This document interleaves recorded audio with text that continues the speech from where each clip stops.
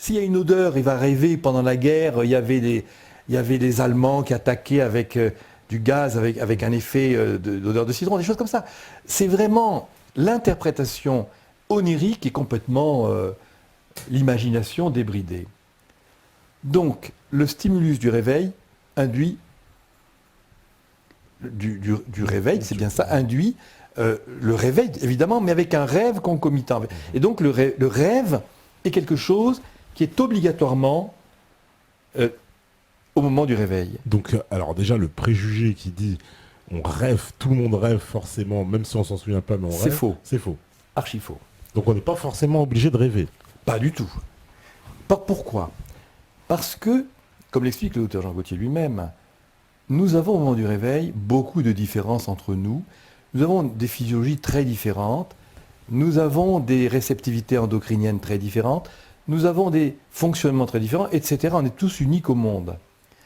Et tout cela, au niveau du rêve ou du réveil ou du sommeil, est unique aussi. On a des fonctionnements qui sont identiques à chacun, peut-être, si vous voulez qu'on arrête pour les questions. Non, je regarde D'accord. passage. Eh bien, peut-être, mais nous avons les mêmes glandes, cependant, qui peuvent s'appliquer de façon différente chez chacun. Nous sommes d'accord. Alors, si donc, je ne sais plus ce que j'allais dire, j'ai perdu mon film, ça faillit, on va essayer de retrouver, ça m'arrive de temps en temps. On était au rêve. Voilà, que chacun voilà, il y en a qui rêveraient, d'autres qui rêveraient pas. Oui, voilà. Alors ça, c'est faux, parce que j'ai bien dit que le rêve, si on l'a, on s'en souvient, 9 fois, 9 sur 10, par exemple, parce que ça vient de se produire. Alors je ne vois pas pourquoi on ne s'en souviendrait pas. Et chaque fois que quelqu'un rêve, il dit « Ah, ce que je viens de rêver, j'ai rêvé ci, j'ai rêvé ça ». Mais dire que vous avez rêvé, mais vous ne vous en souvenez pas, c'est totalement gratuit. D'abord parce que j'explique que c'est le réveil qu'on induit chez quelqu'un qui induit le rêve. Je donne un exemple. J'avais un fils qui avait à l'époque 7 ans. Bon, maintenant, il est quand même beaucoup plus âgé parce qu'il est militaire et il est au Sénégal. Et ce garçon, mon petit Joseph, là, je le réveille et je le mets à peu près 8 à 10 secondes. Alors, ça va, 7 ans, ça dort. Hein. Alors, je suis là. Je prends une lampe électrique, d'ailleurs, j'ai dans les yeux, comme ça. Il était peut-être minuit, vous voyez, je le réveille, etc. Puis au bout de 8, 10 secondes, il finit par se réveiller. Et je dis, ah, tu rêves à quoi? Ah, il me dit, je rêve, on est sur la plage, le soleil était là, présent, on était sur le sable. Qu'est-ce que je conclus? On allait en Normandie en vacances souvent, on allait à la plage, l'enfant a interprété par sa mémoire ainsi que son imagination onirique le fait que le réveillant avec une lampe électrique dans les yeux, c'était pour lui le soleil de Normandie. C'est très curieux. Non seulement j'ai mis longtemps à le réveiller, mais j'ai induit moi-même le rêve. C'est évident. Avant, il ne rêvait pas. Pourquoi? Parce que quand on dort profondément, en tout cas quand on dort tout simplement, nous avons la thyroïde, on l'a dit, voilà pourquoi il fallait introduire, parce qu'on l'a dit avant, la thyroïde est en hypofonction. Elle est en bas du rouleau. Elle est dans les chaussettes, comme on dit. Elle n'est pas opérationnelle. On se régénère, on a perdu conscience, on n'a plus aucune sensibilité, on dort, et parfois même de façon comateuse. Comment expliquer qu'on pourrait alors, et surtout en pleine phase dite la plus profonde, c'est-à-dire la phase paradoxale, comment pourrait-on imaginer que pendant ce mouvement oculaire, on rêve? Alors que le rêve, ce n'est que la lecture neuronale par le lecteur thyroïdien, qui est comme le lecteur laser du CD, qui vient au moment du réveil, c'est-à-dire au moment où la thyroïde sort de sa léthargie, vient inonder, soit d'ailleurs le corps, le soma avant le cerveau, quelqu'un on dort pas, on ne rêve pas, mais si c'est au contraire, il y a une réceptivité particulière de l'organe cérébral à l'hormone thyroïdienne au moment du réveil, alors là, on a des rêves. La thyroïde vient relire des enregistrements passés ou des choses qui sont liées à des stimuli du moment, au moment du réveil, un oiseau qui chante, etc. On va interpréter, ça tombe dans l'oreille et ça finit par faire... Il y a de l'imagination aussi dans les rêves. Enfin, quand je dis de l'imagination, il y a des choses qui arrivent qui ne nous sont pas arrivées, mais qui nous arrivent dans le rêve. Ben, le rêve, c'est une lecture de tous les enregistrements, des millions sans doute d'enregistrements qui ont été produits, et qui vient faire vibrer les neurones marqués ou codés d'enregistrements divers. La thyroïde, qui est une glande vitale et qui est très en affinité avec le neurone d'ailleurs, vient faire vibrer et vient rendre sur la rétine des images endogènes, c'est-à-dire l'œil est fait, que je sache, pour voir des objets extérieurs, mais là, ce sont des objets enregistrés qui viennent se reproduire sur la rétine. Ça s'appelle le rêve. Eh bien, ce rêve est impossible en phase paradoxale, parce qu'en phase paradoxale, nous sommes en plein sommeil.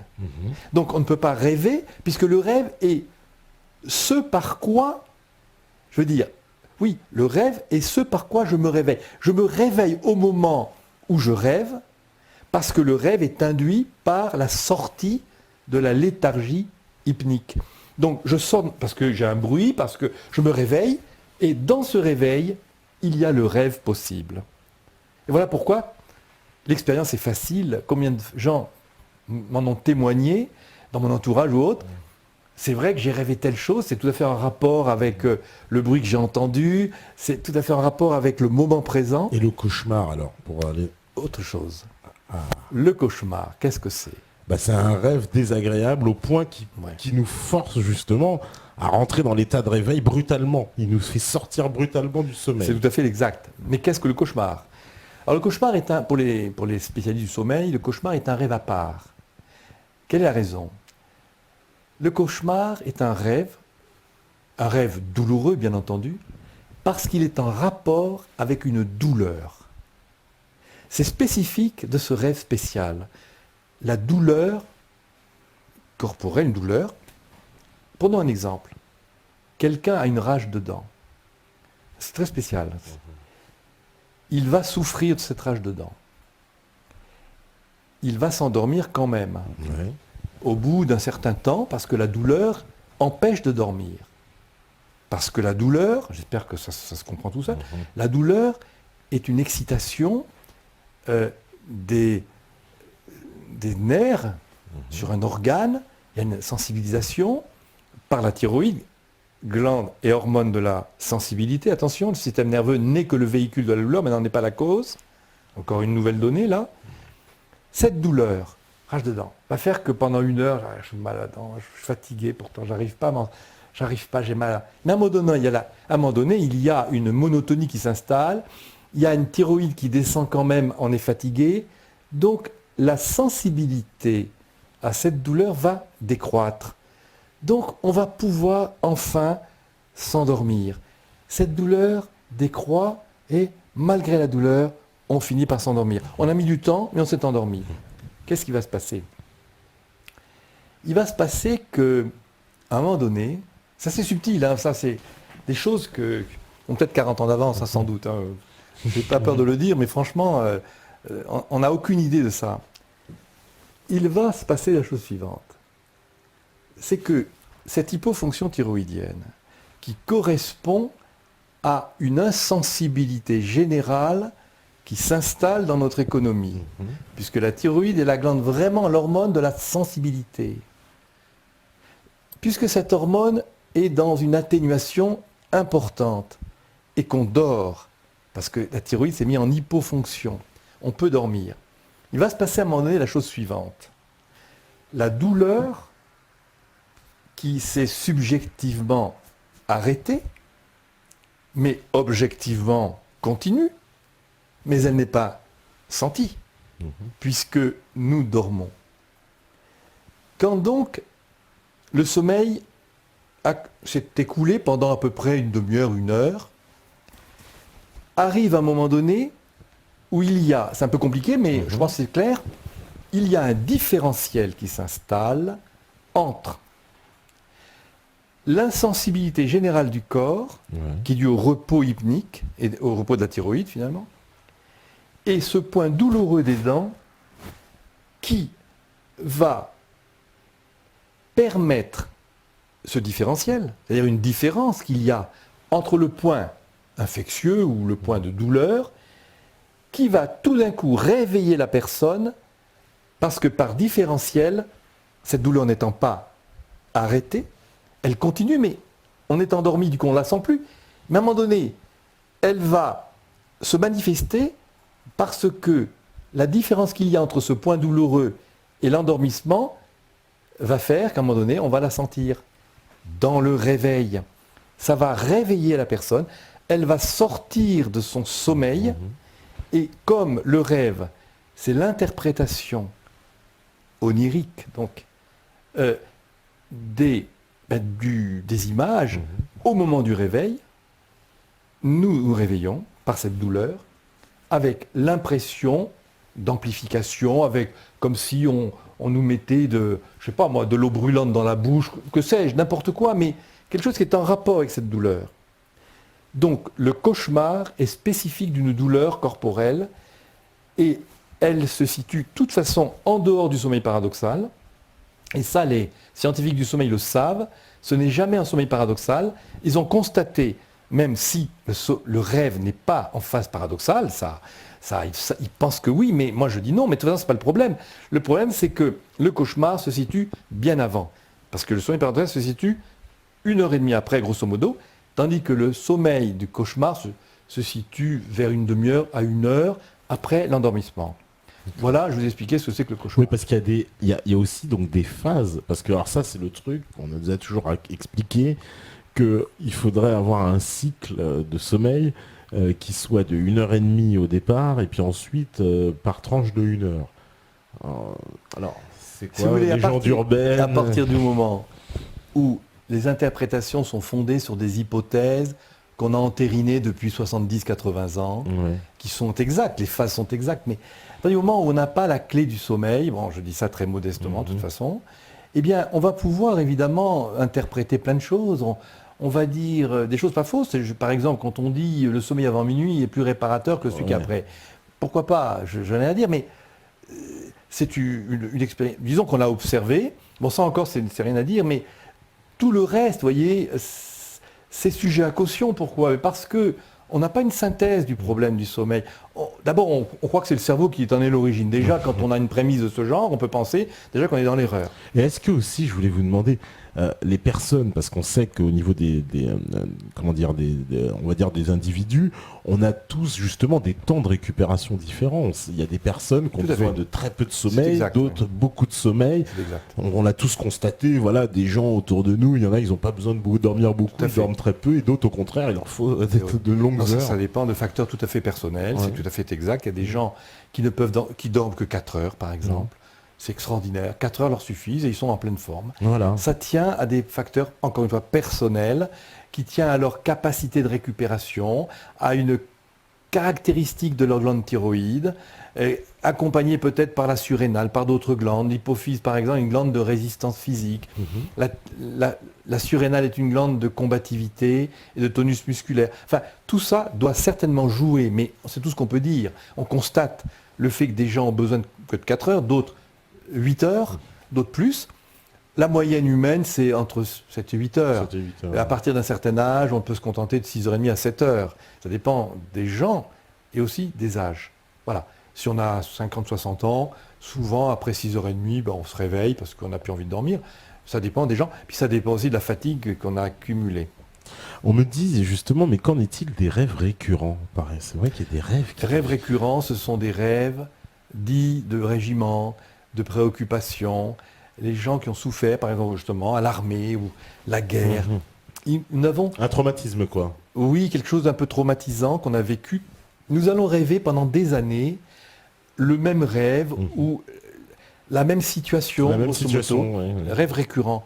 Nous allons être marqués et chaque fois qu'on aura une difficulté fonctionnelle, par exemple, une fatigue particulière, une lenteur, en raison d'une digestion qui a été très difficile, la veille, enfin, il y a alors au réveil une lenteur fonctionnelle, une thyroïde qui est un peu basse. À ce moment-là, ça va faire que le réveil va être en conformité avec ces mémoires disons, ces mémoires qui reprennent les traumas précédents. On va rêver de façon chronique, si vous voulez, régulièrement, les mêmes rêves en raison du traumatisme précédent et de la mémoire qui a été produite par cette vie traumatisante. D'accord. Bon ben voilà la réponse qu'on me demandait. Alors on me dit, Pouvez-vous, Jean Duchâteau, nous donner la marche à suivre pour avoir une bonne santé au niveau de nos hormones thyroïdiennes et du sommeil? Très bien. On va se question. Mais écoutez, c'est une réponse, c'est une question qui m'intéresse. De toute façon, que dire là-dessus? Eh bien, écoutez, voilà, la thyroïde, c'est la glande des passions, des plaisirs, de la vitalité, des émotions, de l'enthousiasme, des joies, de tout ce que vous voulez de vital. Mais nous devons suivre une voie, je l'enseigne si vous voulez, une voie qui est celle qui est le plus à même de nous amener à notre équilibre personnel. Car si on fait n'importe quoi, parce que voilà, j'ai une thyroïde extrêmement puissante, et moi il faut que je me prenne de la coca, ou il faut que je m'éclate, il faut que je me passe mes plaisirs. Attention, dans ce cas-là, il y a risque de vivre selon, c'est une question de tempérament, c'est une question de choix personnel aussi, nous risquons d'avoir une vie qui va se dépenser en énergie beaucoup plus fortement, qui va peut-être nous amener à une fatigue chronique. Peut-être même qu'on va commencer, après des années sans doute, à avoir un peu de dépression, un peu de déprime. Si vous voulez, quand on a une vie droite, on essaye de rester sur le chemin dont on sait par notre conscience du bien qu'il ne faut pas que je m'écarte trop facilement du chemin. C'est un peu philosophique toujours, mais c'est vraiment endocrino-psychologique tout de même. Donc nous devons vivre selon une norme qui m'assure de garder mon équilibre glandulaire. Voilà pourquoi je dis que l'âme spirituelle, donc la liberté, donc le libre arbitre, est ce qui va me permettre de garder mon équilibre glandulaire. Si au contraire je m'éclate, ma vie, mes choix, mes passions, ouais, c'est classique, c'est des schémas aussi, mais je ne peux pas parler autrement que comme ça pour l'instant, nous allons risquer de fatiguer notre thyroïde, glande de la vie. Okay. On la fatigue parce qu'on exagère, parce qu'on l'excite, parce qu'on ne dort pas assez, parce qu'on veut vivre à 100 à l'heure. Bien. À ce moment-là, nous sommes certains qu'à terme, selon les personnes, nous allons avoir des difficultés. Mettons, il y a des âges, mais mettons vers 40 ans, 50 ans, ça dépend des gens, même parfois à 25 ans. Nous allons avoir des difficultés. Ces difficultés, dépression, des maux chroniques, des maux organiques, digestion difficile, problème cardiaque, un peu d'arythmie, que sais-je, plein de choses. Ça vient d'où? Ah, il faut aller voir un spécialiste, il va vous guérir de ce problème. Mais non, je plaisante. Le spécialiste n'a rien à voir, c'est le problème de la spécialité. Nous sommes des êtres qui fonctionnons selon une synthèse personnelle, une synthèse glandulaire. Ça veut dire quoi? Ça veut dire que l'origine de notre santé ne peut résider que dans un équilibre glandulaire. Donc c'est pas parce que si je me déséquilibre, je vais avoir, selon des réceptivités personnelles, des problèmes de cœur, d'estomac, de foie, de pancréas, de digestion, d'élimination, d'intestin, de rate, ce que vous voulez, de vésicule. Pourquoi? Mais parce que cela dépend de l'équilibre glandulaire. Si celui-ci se déséquilibre, par la vie que nous menons, nous allons avoir des problèmes. Donc je dis, les glandes sont sous notre bonne garde, elles sont donc dépendantes de notre psyché, c'est la psyché, c'est-à-dire le libre arbitre, qui va permettre la pérennité de cet équilibre glandulaire. Alors comment répondre à cette question? Pour garder notre thyroïde en bon état, il faut que je me garde à droite, que je me garde à gauche, que je développe le sens moral. C'est quoi le sens moral? Que c'est que cette bête? C'est le sens moral, les mœurs. C'est quoi les mœurs? La manière de vivre. Si je vis n'importe comment, mes glandes vont souffrir. Si je vis conformément à une loi naturelle, qui est d'ailleurs la même que la loi divine, mes glandes vont rester en équilibre. Donc mes facultés vont rester opérationnelles. Si ce n'est pas le cas, mes facultés vont sombrer. Alors, avec plus ou moins de gravité.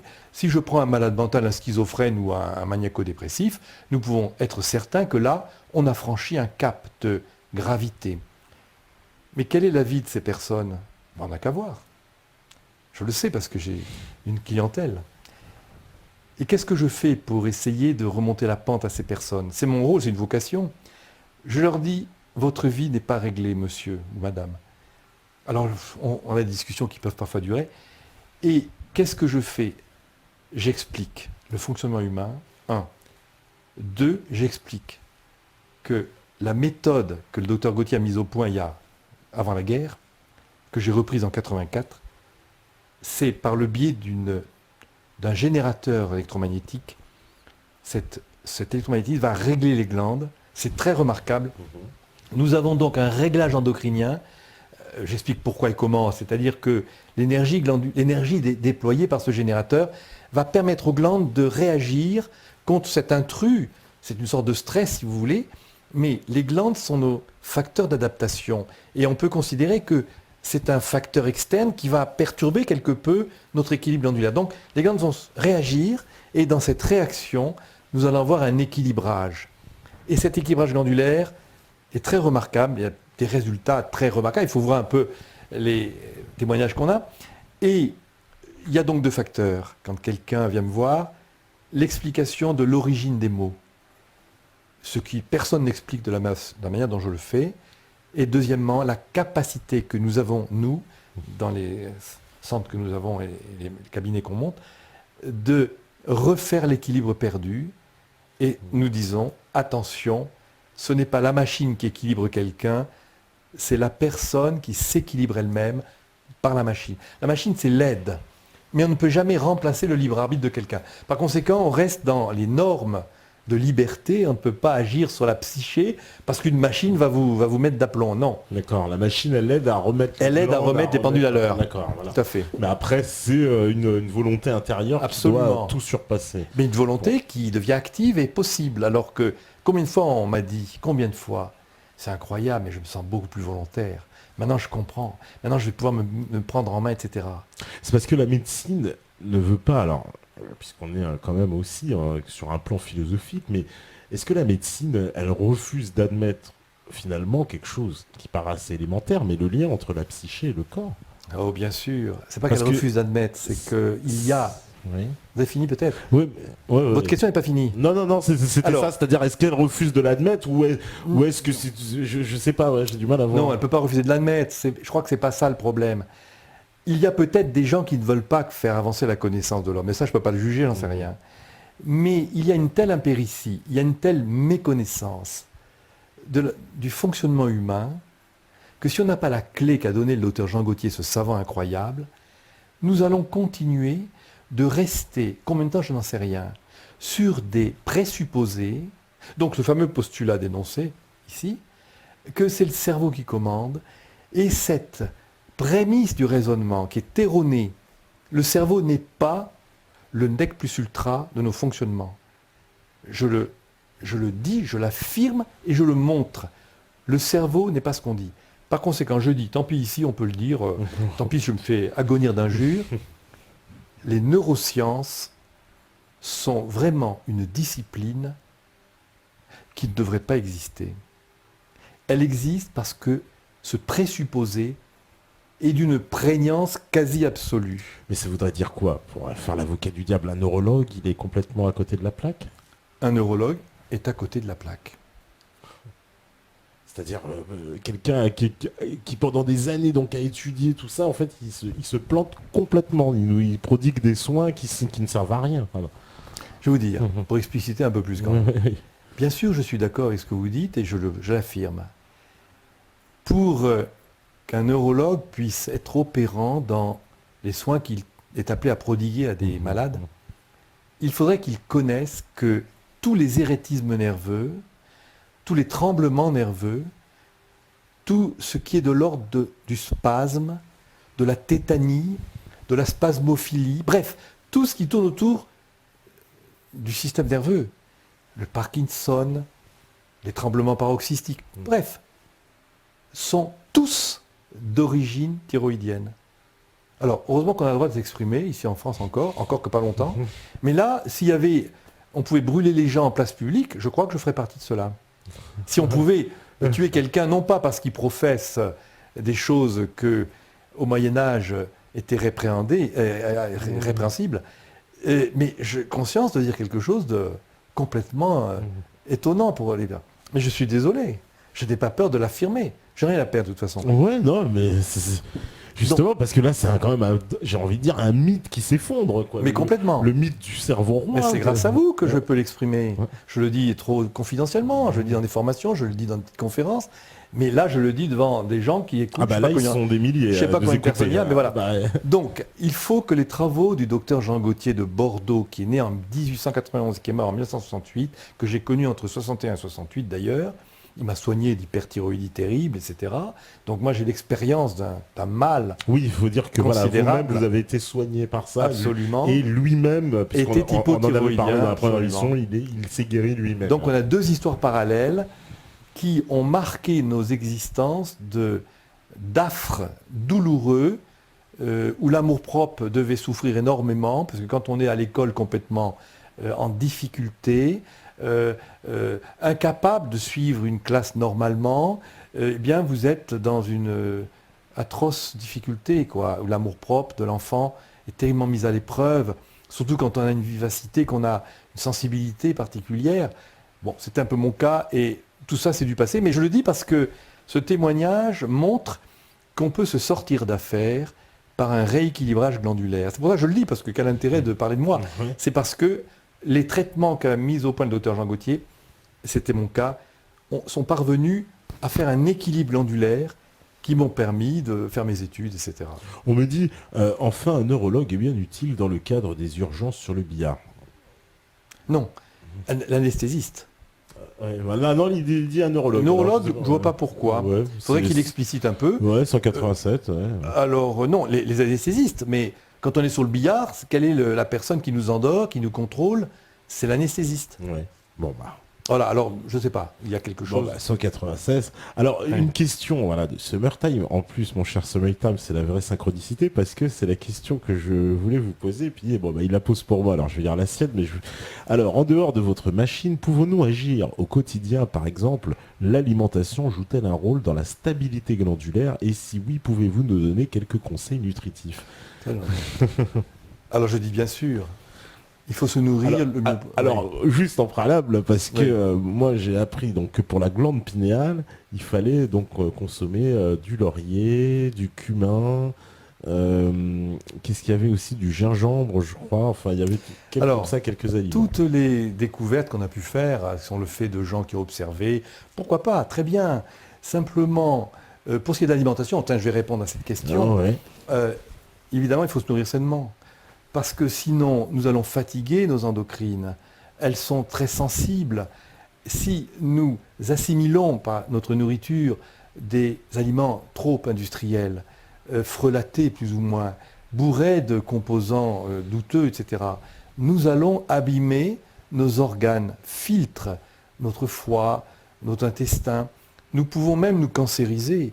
Donc, il est très très important d'avoir une alimentation saine. Maintenant, il y a des écoles qui préconisent telle chose, telle chose. Je ne rentre pas là-dedans. Je dis que le principe commun de cette question, l'alimentation, c'est bien se nourrir le plus bio possible, évidemment, le plus sainement possible, évidemment, pour soulager nos organes, pour les énergétiser, parce que tout ce qui est biologique est quelque chose qui est conforme à la nature, voilà, ça c'est des truismes, je suis d'accord, et tout ce qui est artificiel risque de nous abîmer. Alors, quand on est jeune, on supporte beaucoup de choses. Quand on est moins jeune, on est plus fragile. On a vieilli, on a moins de résistance, nos glandes vont vers une relative hypofonction. Je dis relative. Cela dépend de notre équilibre, cela dépend de notre glande génitale, volontaire notamment.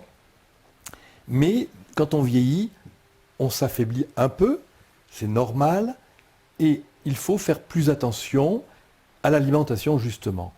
Quand on est jeune, il faut faire aussi attention, mais on supporte beaucoup plus de choses, ce qui fait que certaines personnes pourraient penser que oh non, moi je supporte tout, ça va, je m'en moque vos conseils, parce qu'on a 25 ans ou 30 et on supporte tout. Attention. Alors, voilà, il y a un rapport, évidemment, avec la bonne alimentation. Alors, les conseils, donc, et je finis ma phrase, et évidemment les glandes. Le conseil, voilà, je crois que ce que j'ai dit est suffisant, c'est-à-dire qu'il faut bien se nourrir, il faut éviter de charger notre foie, il faut éviter toutes les charcuteries actuellement qui sont bourrées de nitrates, nitrites, tout ce que vous voulez. Bon, c'est pas tellement ma partie.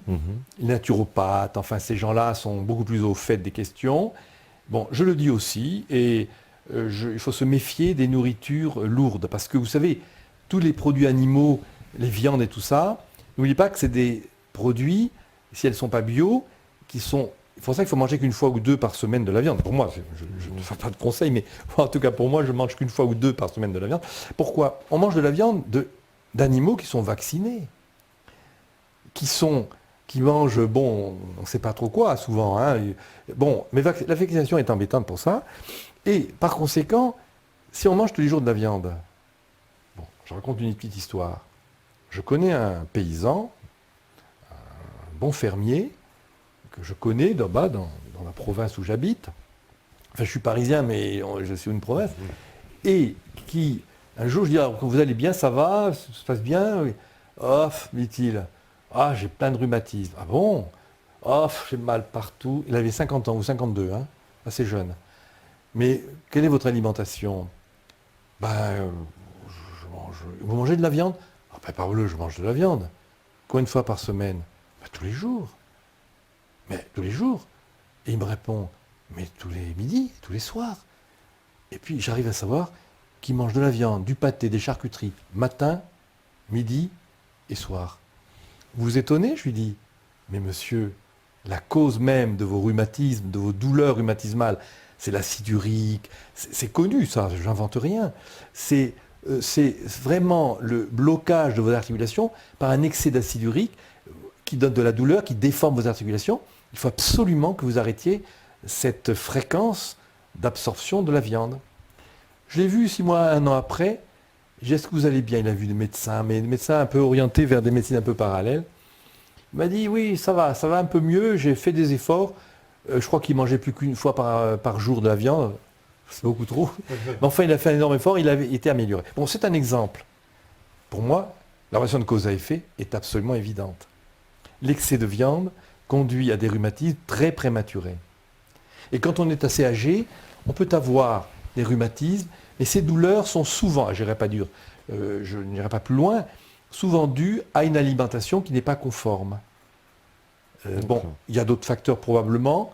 D'aucuns invoquent peut-être les champs électromagnétiques comme celui qui prendrait par exemple, c'est une supposition, une souris radio, vous savez, une souris sans fil.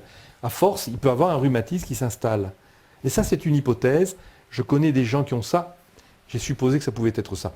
Donc voilà, faire attention à l'alimentation parce que ça va déterminer la qualité de nos organes filtres et de notre état général et même de nos glandes. Voilà. Alors on va faire attention, ça va faire plaisir à Stéphane, lui mange pas de viande. Alors on va faire une petite pause si la régie elle est prête, et elle est prête, donc on fait une petite pause et on revient juste après. Voilà, donc de retour après ce petit intermède. Alors je tiens à préciser qu'il y a une pierre que vous voyez depuis tout à l'heure sur la table. C'est un cadeau de Émilie qu'on remercie, et c'est une labradorite qu'on appelle également la pierre des rêves, selon Patrick Buret-Sténas. Donc une pierre qui a pour objectif d'apaiser les tensions et on va dire, de ramener les bonnes vibrations. Voilà, c'est les pouvoirs de cette pierre. Alors il y a pas mal de questions. J'imagine. Voilà, alors je vais en sélectionner quelques-unes parce que c'est vrai qu'il y a des gens qui se posent des questions. Par exemple, alors j'ai vu une question tout à l'heure sur quelqu'un voilà, on me disait, pouvez-vous nous expliquer les causes de la paralysie du sommeil dont je suis moi-même victime? Alors qu'est-ce que c'est que cette paralysie du sommeil? La paralysie du sommeil. Alors il faudrait que j'ai plus d'explications. Ouais, parce que je ne sais pas ce que c'est la paralysie du sommeil. Il existe beaucoup de choses. Il existe la narcolepsie, la cataplexie, la chute dans le sommeil immédiat. La paralysie du sommeil, je n'ai pas. Il faudrait qu'il donne plus de précision. D'accord. C'est Jérémy qui nous dit ça. Et il y a aussi une autre question, alors ça c'est Radeus qui dit bonjour monsieur Duchazot, ma mère voit un neurologue pour ses migraines insoutenables. Est-ce d'une utilité nécessaire ou faut-il aller chercher au niveau endocrinien? Ouais. La réponse est dans la question. Dans la question. Après avoir vu la... Les neurologues ne peuvent rien faire là-dessus. Ouais. Que dalle. Pour parler poliment, on donne de l'ergotamine, on donne des médicaments, ils ne font qu'agir sur la thyroïde. Tout ce qui agit dans notre économie, même un verre d'eau, agit sur la thyroïde.